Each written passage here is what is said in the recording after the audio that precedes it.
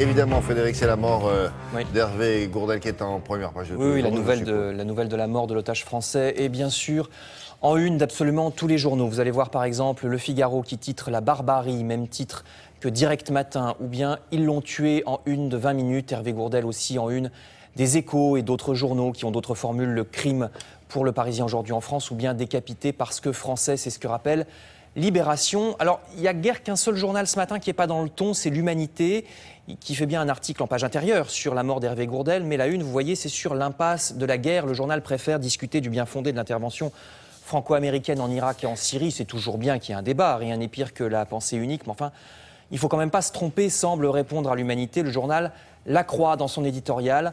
Ça n'est quand même pas le gouvernement français qui peut être tenu pour responsable sous prétexte qu'il n'a pas cédé au chantage, écrit La Croix. C'est une théorie qu'on commence à entendre un petit peu. Donc la précision du journal est bienvenue. Rien ne justifie d'exécuter des otages, dit La Croix. Rien n'excuse des terroristes pour qui ceux qui ne pensent pas comme eux n'ont tout simplement pas le droit de vivre.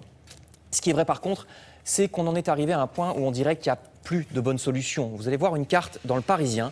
Ce sont toutes les zones où il y a en ce moment un danger islamiste grave. Toutes les zones où les gens risquent de se faire enlever ou tuer pour des motifs pseudo-religieux. Alors, pas seulement les Occidentaux, c'est un risque qui pèse aussi sur les habitants, ce qu'on oublie souvent de dire. Ça commence à faire beaucoup d'endroits dans le monde et nos armées sont à flux tendu, explique Le Figaro, parce qu'on intervient au Mali, on intervient en Centrafrique. En général, on est tout seul. La lutte contre le terrorisme bénéficie à tout le monde, mais nos alliés européens sont bien absents. Et maintenant, donc, il y a l'intervention avec les Américains en Irak et en Syrie. La tâche semble incommensurable. Le Figaro accuse d'ailleurs les USA d'avoir déstabilisé la région lorsque les USA ont renversé Saddam Hussein. Mais Le Figaro accuse aussi les monarchies arabes. Vous voyez la guerre entre chiites et sunnites, les deux principales obédiences de l'islam. Cette guerre interne a longtemps amené les pétromonarchies arabes à tolérer, voire à financer dans certains cas les terroristes, parce que ça nuisait aux voisins. Donc les pétromonarchies commencent enfin à se rendre compte qu'elles doivent cesser ce jeu, dit Le Figaro. Je reviens en France. Chez nous, la déliquescence de l'État n'en est heureusement pas à ce point, mais il y a quand même des dysfonctionnements incroyables. On apprend par exemple, dans Libération et dans Le Parisien, que des centaines d'associations sont au bord de la faillite parce que les subventions sont en baisse, en forte baisse.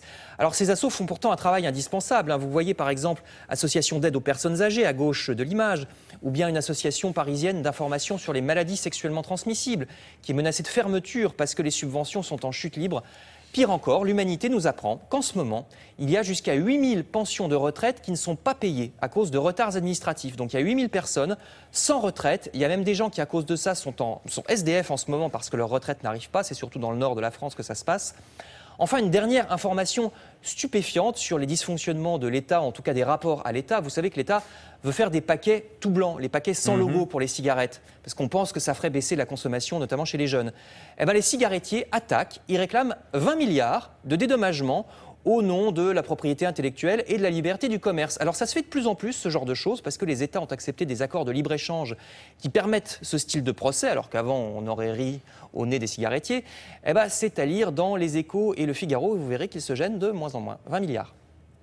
Il a fini visiblement. Et merci beaucoup. La météo maintenant avec Anaïs Baïdemir pour vous dire que nous sommes bel et bien en automne. Ça se confirme.